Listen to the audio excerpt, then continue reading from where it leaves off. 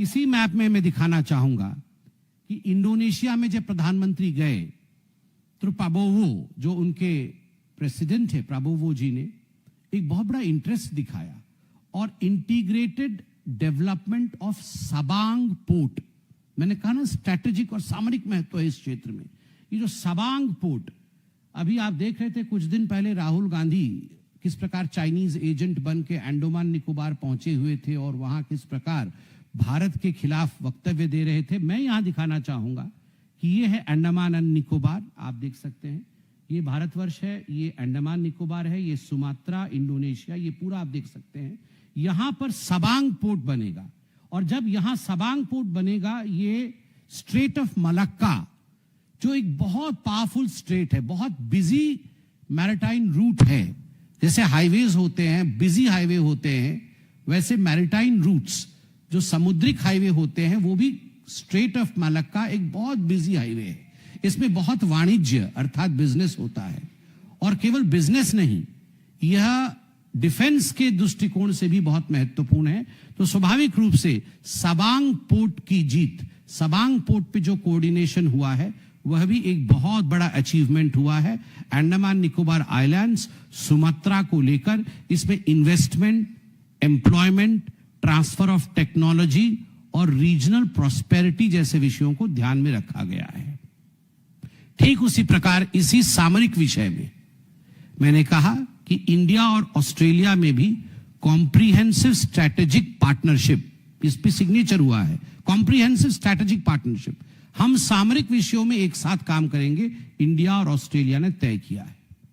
अब इंडिया और न्यूजीलैंड ने भी, जो फर्स्ट पॉइंट हम स्ट्रैटेजी की उठा रहे हैं, उसमें इंडिया और न्यूजीलैंड ने कहा है कि रोड मैप टू 2030 हम एक साथ तैयार करेंगे। भारत और न्यूजीलैंड रोड मैप टू 2030 एक साथ तैयार करेगी और इसमें डिफेंस, ट्रेड, टेक्नोलॉजी, एजुकेशन सब रहेगा। और सबसे बड़ी स्ट्रैटेजिक अचीवमेंट इंडिया की न्यूजीलैंड के साथ रही कि फ्री ट्रेड एग्रीमेंट, जो अनेकों वर्षों से पहले नहीं हो पा रहा था, जिस प्रकार से उसका समापन हुआ और अब प्रधानमंत्री नरेंद्र मोदी जी ने और उनके काउंटर पार्ट न्यूजीलैंड में यह तय किया गया कि अब उसको यथाशीघ्र लागू किया जाएगा और उसको इंप्लीमेंट किया जाएगा। कहीं ना कहीं ये फ्री ट्रेड एग्रीमेंट अपने आप में एक बहुत बड़ी स्ट्रैटेजिक या सामरिक विजय के रूप में देखा जा सकता है।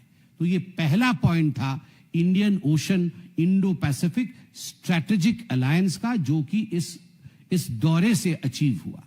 अब दूसरा विषय है डिफेंस एंड मैरीटाइम कोऑपरेशन। देखिए, डिफेंस और मैरीटाइम, जिस देश के पास ये दोनों पावर होती है वह बहुत आगे बढ़ता है। अब इसमें डिफेंस को लेकर दिन ऐसे भी थे कि भारतवर्ष हमेशा डिपेंडेंट रहता था फॉरेन कंट्रीज के ऊपर कि इंपोर्ट करके ही हम अपने डिफेंस को आगे बढ़ाएंगे। आज डिफेंस में जब इंडोनेशिया में प्रधानमंत्री जाते हैं और इंडोनेशिया में इन्वेंट्री बढ़ाया जाता है कि हम भारतवर्ष से ब्रह्मोस सुपरसोनिक क्रूज मिसाइल्स, इस पे इन्वेंट्री अपनी लगाएंगे, तो आप सोचिए भारत के लिए, प्रत्येक हिंदुस्तान के नागरिक के लिए कितना गर्व का विषय है कि हमारा ब्रह्मोस सुपरसोनिक मिसाइल, आज उस पे इन्वेंटरी इंडोनेशिया बढ़ा रही है। और उसके साथ साथ इंडिजिनस डिफेंस प्लेटफॉर्म जो मेक इन इंडिया, इस मेक इन इंडिया पे मुझे याद है राहुल गांधी मजाक उड़ा रहे थे, कांग्रेस पार्टी हंस रही थी, मगर आज Astra beyond visual range air to air missile, आप सोचिए भारतवर्ष में इंडिजिनसली बनाई ये missile, air to air missile Astra, आज उसको लेकर इंडोनेशिया में डील हुआ है, उसको लेकर इंडोनेशिया में बात हुई है। ये कितनी बड़ी बात है, हमारे इंडिजिनस मैन्युफैक्चरिंग आज भारत से बाहर जा रही है। For the first time India is becoming an exporter in defence equipments. ये अपने आप में एक बहुत बड़ी अचीवमेंट है, बहुत बड़ा विषय है। ठीक उसी प्रकार जैसे मैंने कहा मैरीटाइम, समुद्र, इंडियन ओशन और इंडो पैसिफिक इतना बड़ा समुद्री क्षेत्र है, बहुत लोगों की नजर गड़ी हुई है कि किस प्रकार से हम इस पे एक्वायर कर ले, हम इसका आधिपत्य हासिल कर ले, मगर भारतवर्ष ने किस प्रकार से सबको मिला करके, सबका साथ, सबका विश्वास के साथ आगे बढ़ा और joint declaration on defence and security cooperation, ये किया है ऑस्ट्रेलिया के साथ। डिफेंस में एक जॉइंट कोऑपरेशन होगा, सिक्योरिटी में भी, और maritime security collaboration road map. Australia के साथ हम किस प्रकार एक मैरीटाइम सिक्योरिटी कोलैबोरेशन हो सकता है, वो जो समुद्री क्षेत्र है ऑस्ट्रेलिया के साथ, वहां भारत और ऑस्ट्रेलिया एक साथ कैसे काम कर सकते हैं। और इसमें सबसे बड़ी बात है जो मुझे आज बहुत खुशी हो रही है कहने के लिए, और इसे आप बढ़ा चढ़ा के प्रमोट भी करिए, Indian and Australian warships to be serviced in each others dock. India में डॉक है तो ऑस्ट्रेलिया की वॉरशिप की सर्विसिंग, मरम्मत इंडिया के डॉक में हो सकती है। भारत के वॉरशिप निकले हुए हैं, बीच में मालूम पड़ा कि वॉरशिप में कोई गड़बड़ी आई हुई है, तो घर वापस आके ठीक होके जाने की जरूरत नहीं है। रीफ्यूएलिंग के लिए घर वापस आने की जरूरत नहीं है। हमारा भाई बैठा है ना ऑस्ट्रेलिया, ऑस्ट्रेलिया में वो डॉकिंग कर सकता है और ऑस्ट्रेलिया में वो रीफ्यूएलिंग कर सकता है, उसकी मरम्मत हो सकती है, और देश को बचाने के लिए एक बहुत बड़े क्षेत्र में ये जो मैरीटाइम कोऑपरेशन है, ये एक इतिहास रच रहा है। इसके साथ ही इंडिया और न्यूजीलैंड के बीच में एक बहुत महत्वपूर्ण समझौता हुआ है। इंडियन नेवी एक कंपोनेंट है। इंडियन नेवी और न्यूजीलैंड का जो डिफेंस फोर्स है, इन दोनों के बीच समझौता हुआ है कि इंडियन नेवी और न्यूजीलैंड के डिफेंस फोर्स एक साथ मिलकर काम करेंगे, और मेमोरेंडम ऑफ अरेंजमेंट, एक मेमोरेंडम साइन हुआ है, memorandum of arrangement on maritime cooperation. जो समुद्र है उसमें हम सब मिलके कैसे कोऑपरेट करें, वहां एक साथ हम आगे बढ़े, ये मैरीटाइम कोऑपरेशन का अरेंजमेंट एक मेमोरेंडम के रूप में भी साइन हुआ है इंडिया और न्यूजीलैंड के बीच में। ठीक उसी प्रकार मैरीटाइम सिक्योरिटी डायलॉग, यह भी आरंभ हुआ है। यह दूसरा पॉइंट था। तीसरा मैंने कहा कि क्रिटिकल मिनरल कोऑपरेशन। आज का जमाना, आज का भारत, आज का विश्व उसी का है जिसके पास क्रिटिकल मिनरल्स है, जिसके पास सही मिनरल्स है आगे बढ़ने के लिए। मैं बहुत हर्ष के साथ और खुशी के साथ कहना चाहता हूं, 2 वर्षों में 24 महीनों में भारतवर्ष ने प्रधानमंत्री नरेंद्र मोदी के नेतृत्व में एक रिकॉर्ड बनाया है। क्या रिकॉर्ड बनाया है? 2 वर्षों में भारतवर्ष ने 35 देशों के साथ, मेरे पास वो मैप भी है, 35 देशों के साथ अपना रेयर अर्थ एलिमेंट और मिनरल कंपोनेंट को लेकर समझौता किया है। 35 देशों में से 24 देशों के साथ ये समझौता पूरा हो चुका है, और 11 देशों के साथ समझौता पूर्ण होने के कगार पे है। केवल 24 महीने में 35 देशों के साथ क्रिटिकल मिनरल्स को लेकर समझौता। भूतो न भविष्यति, पहले कभी ऐसा नहीं हुआ था, और आगे ऐसा होने की संभावना भी कम है। जरूर होगी, मगर यह प्रधानमंत्री का नेतृत्व है। और इसमें इस बार जो टूर रहा प्रधानमंत्री का, क्या अचीवमेंट रहा है? Supply chain in critical minerals बढ़ा है, जिससे कि क्लीन एनर्जी टेक्नोलॉजी मिली है, इलेक्ट्रिक मोबिलिटी मिली है, और एडवांस मैन्युफैक्चरिंग हुआ है। इंडिया और ऑस्ट्रेलिया का क्या लाभ हुआ है? तो एक क्रिटिकल मिनरल कॉरिडोर में इंडिया अब ऑस्ट्रेलिया से क्या मिलेगा, क्या लेगा? लिथियम, कोबाल्ट और रेयर अर्थ। लिथियम, कोबाल्ट और रेयर अर्थ ये ऑस्ट्रेलिया से लेगा। और ये केवल एक आदान प्रदान वाला विषय नहीं कि हम खरीद लेंगे, तुम हमसे पैसे लो और हमें दे दो, ऐसा नहीं है। को इन्वेस्टिंग, मतलब जहां भी ये पूरा प्रक्रिया चलेगी, रेयर अर्थ निकालने का, मिनरल्स निकालने का, कोबाल्ट निकालने का, लिथियम निकालने का, वहां हमारी कंपनियां भी को इन्वेस्टर्स होंगी।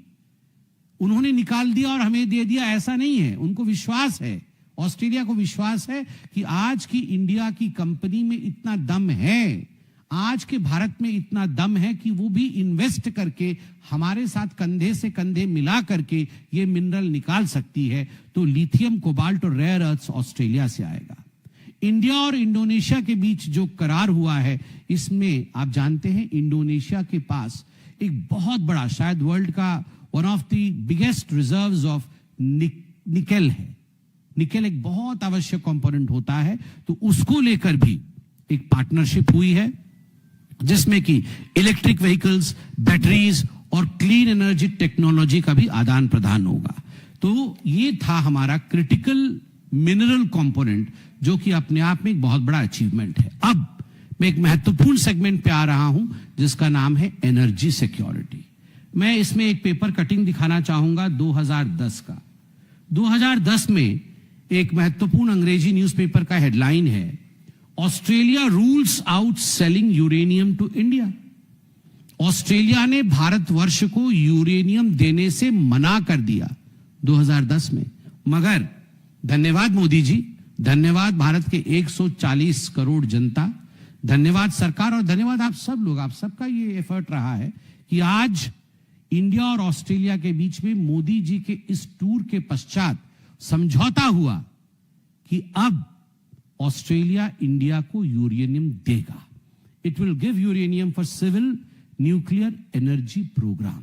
और जो भारतवर्ष का स्वप्न था, जिसे निर्मला सीतारमण जी ने भी अनाउंस किया था बजट के समय, और जिसे प्रधानमंत्री जी का ड्रीम प्रोजेक्ट माना जाता है कि 100 gigawatt nuclear power capacity by 2047, ये अचीव होगा जब ये यूरेनियम ऑस्ट्रेलिया से भारतवर्ष आएगा। आप सोचिए, जिस ऑस्ट्रेलिया ने यूरेनियम देने से मना किया था, उसी ऑस्ट्रेलिया ने आज भारतवर्ष को यूरेनियम दिया है। न्यूजीलैंड ने इंडिया के साथ ग्लोबल बायोफ्यूल अलायंस ज्वाइन किया है, यह अपने आप में बड़ी बात है। मैंने कहा था कि 5वां पॉइंट रहेगा आपके concrete economic and investment outcomes. इस टूर से इन्वेस्टमेंट कितना आया, क्या इकोनॉमिक या आर्थिक लाभ हुए। सबसे बड़ा विषय है इंडिया और Australia. India Australia economic cooperation and trade agreement, ECTA जो है, India Australia economic cooperation and trade agreement, ये रीअफर्म हुआ है, ये कमिटमेंट आगे बढ़ाया गया है। और comprehensive economic cooperation agreement CECA हुआ है, अर्थात दोनों देशों के बीच में एक बहुत बड़ा आर्थिक कोलैबोरेशन इंडिया और ऑस्ट्रेलिया के बीच में। और खुशखबरी कि जो ऑस्ट्रेलिया सुपर है, जो one of the biggest fund holders है ऑस्ट्रेलिया का है, ऑस्ट्रेलिया सुपर ने कहा है कि वो भारतवर्ष में एक एडिशनल इन्वेस्टमेंट करेगा ऑस्ट्रेलियन डॉलर 500 मिलियन का, जो कि लगभग एक बहुत बड़ा अमाउंट होता है। और इंडिया के national investment infrastructure fund NIIF, national investment infrastructure fund में ये $500 मिलियन ये ऑस्ट्रेलियन सुपर इन्वेस्ट करेगी। अब इंडिया में ऑस्ट्रेलियन डॉलर का टोटल, ऑस्ट्रेलियन सुपर का टोटल जो इन्वेस्टमेंट रहेगा वो लगभग ऑस्ट्रेलियन डॉलर 3.3 बिलियन का रहेगा। आप सोचिए कितने बड़े तादाद में इन्वेस्टमेंट भारतवर्ष में ऑस्ट्रेलिया कर रही है।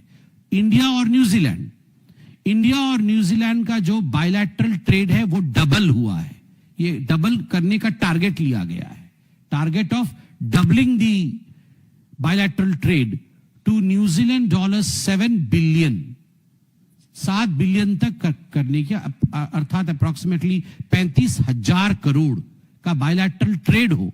इस एम्बिशन के लिए MOU इत्यादि साइन किए गए हैं। और ये कब तक होगा? 2030 तक होगा। और जो जैसे मैंने आपको शुरू में बताया था, फ्री ट्रेड एग्रीमेंट, इसकी एंट्री हो और इंप्लीमेंटेशन हो, यह अपने आप में एक बहुत बड़ा अचीवमेंट रहा है। मैंने कहा था कि जो छठा पिलर है, 10 पिलरों में से जो छठा पिलर है, वो special gestures and exceptional courtesies extended by the various countries. Special gestures होते हैं और कर्टसीज होते हैं। आप वो जेस्चर्स केवल प्रधानमंत्री को नहीं दिखाते हैं या उनके लिए नहीं होते हैं, अवार्ड्स केवल प्रधानमंत्री के लिए नहीं होते हैं, वो आपके देश के सामूहिक शक्ति और सामूहिक तपबल के लिए होता है। 140 करोड़ भारतीयों का क्या बल है आज विश्व में, उस कारण से प्रधानमंत्री जी को सर्वोच्च नागरिक अवार्ड दिए जाते हैं। उस कारण प्रधानमंत्री को रिसीव करने के लिए खुद राष्ट्राध्यक्ष आते हैं। उस कारण से जब प्रधानमंत्री जी अपने अपने विमान में बैठ के, भारत के विमान में बैठ के किसी देश के टेरिटोरी में प्रवेश करते हैं तो फाइटर जेट उनका स्वागत करते हुए, उनको एकम्पनी करते हुए एयर स्ट्रिप तक लेके जाते हैं। ये एक व्यक्ति के लिए नहीं होता है, यह देश के बल के लिए होता है। ये हिंदुस्तान को नमन है, मां तुझे सलाम है। तो मैं कहना चाहूंगा कि प्रेसिडेंट प्राबोवो सुबियांतो इंडोनेशिया के, वो पर्सनली प्राइम मिनिस्टर को जकार्ता एयरपोर्ट में रिसीव करने भी आए और उनको छोड़ने भी आए डिपार्चर के समय, और साथ में 4 सीनियर इंडोनेशिया के मिनिस्टर भी रहे। इंडोनेशिया के फाइटर जेट एयरक्राफ्ट ने एस्कॉर्ट भी किया, और प्रेसिडेंट प्राबोवो खुद प्रधानमंत्री जी के साथ हेलीकॉप्टर में यूनेस्को वर्ल्ड हेरिटेज प्रम्बनान टेम्पल के कॉम्प्लेक्स में गए, जो कि योग्यकर्ता में स्थित है। हम धन्यवाद देना चाहेंगे इंडोनेशिया के राष्ट्राध्यक्ष को, प्राइम मिनिस्टर को, इस प्रकार से सम्मान देने के लिए। आपका बहुत बहुत धन्यवाद। यह आपने केवल मोदी जी को नहीं, आपने 140 करोड़ देशवासियों का सम्मान किया है। और माननीय मोदी जी को इंडोनेशिया के जो हाईएस्ट पब्लिक अवार्ड है, जिसका नाम है Bintang Adipurna of the Republic of Indonesia, उससे भी नवाजा गया है। न्यूजीलैंड में उनके प्राइम मिनिस्टर क्रिस्टोफर लक्सन, वो खुद रिसीव करने के लिए रेडी थे एयरपोर्ट में, और उन्होंने उन्हें डिपार्ट भी किया, मतलब डिपार्चर के समय भी वो मौजूद थे।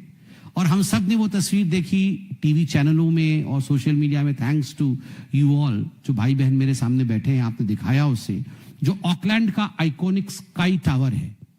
उस स्काई टावर को किस प्रकार से हमारे तिरंगे से प्रज्वलित किया गया था, हमारा तिरंगा उसमें झलक रहा था। यह पूरे देश के लिए एक गौरव का विषय था। इंडिया और न्यूजीलैंड के बीच जो वार्मथ ऑफ फ्रेंडशिप है वो दर्शाता था। ये बहुत बड़ी बात है। और तीनों ही देशों में कम्युनिटी इवेंट हुए और पार्टिसिपेशन में तीनों देशों के राष्ट्राध्यक्ष भी रहे। 7वां पॉइंट मैंने कहा था कि civilisational and cultural partnership deepens further. Civilisation और कल्चर कैसे आगे बढ़ा है आप देखिए।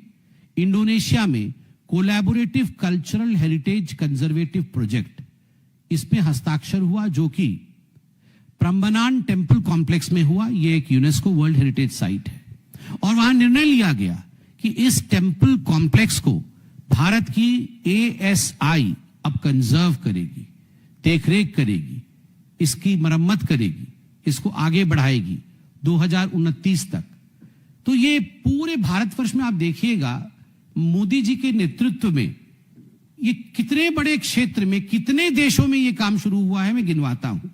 ये हेरिटेज कंजर्वेशन प्रोजेक्ट्स, प्रम्बनान तो हुआ ही इंडोनेशिया में, माइसॉन सैंक्चुरी इन वियतनाम, अंकोर वत और ताफॉर्म कंबोडिया में है, वाट पाओ टेम्पल कॉम्प्लेक्स लाओ में है, रामना काली टेम्पल और जॉय काली माता टेम्पल ये बांग्लादेश में है, तिरुकेथीश्वरन टेम्पल श्रीलंका में है, और श्रीनाथ जी टेम्पल बहरेन में है।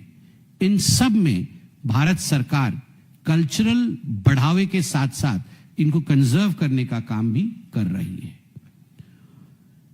इसमें एक बहुत बड़ा अचीवमेंट सिविलाइजेशनल रहा है। ऑस्ट्रेलिया को मैं आज धन्यवाद देना चाहूंगा पार्टी के प्रवक्ता के नाते, और प्रधानमंत्री जी को धन्यवाद देना चाहूंगा तमिलनाडु के लिए इतना कुछ करने के लिए। ऑस्ट्रेलिया से 3 आर्टिफैक्ट्स रिपैट्रिएट हुए। एक, ये सब एंशिएंट इंडियन आर्टिफैक्ट्स थे। उनमें एक मेटल ट्राइडेंट त्रिशूल है, मेटल का त्रिशूल है, जो डिपिक्ट करता है गॉडेस भद्रकाली को, भगवती भद्रकाली को। उसे आज भेजा गया है भारत। उसके साथ ही एक पत्थर की, एक पाषाण की मूर्ति है भगवान नंदी की, उसे भी भेजा जा रहा है भारत को। और ठीक उसी के साथ एक षडांग, षडांग मतलब 6 सिर के, 6 हेडेड कार्तिकेय, जिनका नाम सन्मुख है, षडमुख, षड